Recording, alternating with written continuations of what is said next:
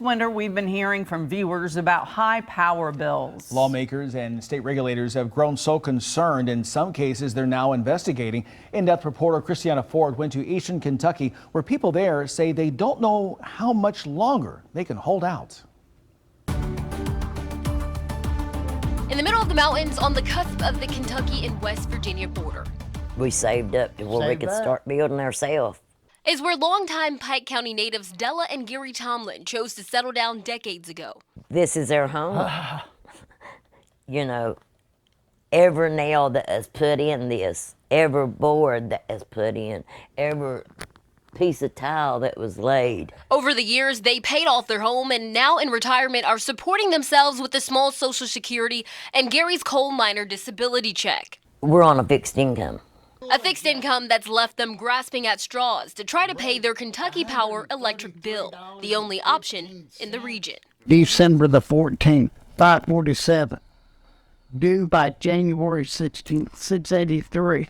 Della says some of her friends have had to move out of their homes into affordable housing because of the bills. We're not leaving. I won't leave my home. So in the dead of winter, I've got it set on 66. they are trying whatever they can to keep costs low. So, yeah, you can see every time I go in out of a room, I cut the light off. And so are their friends Melissa and Robbie Justice, who live just up the street.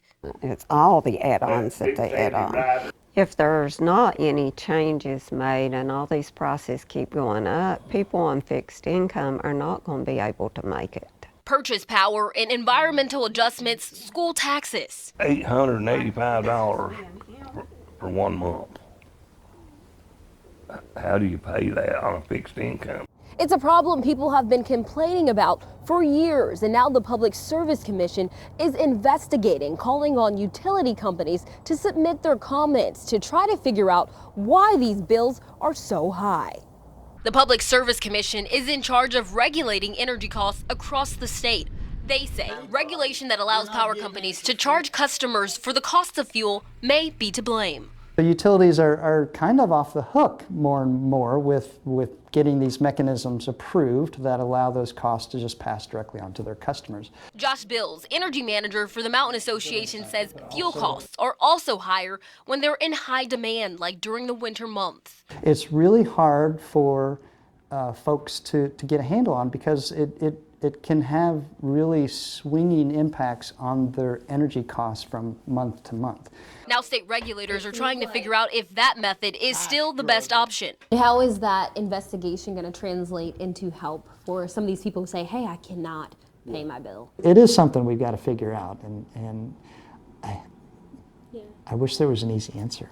Even after the investigation, it'll take months for customers to see any changes. In the meantime, the Tomlins and the Justices literally can't afford to wait. They've worked on it long enough, it's time for action, you know. Because they are still on the hook for paying those bills. You know, this is our home.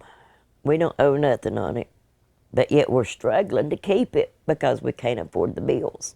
I'll sit here and freeze to death or starve to death, whatever.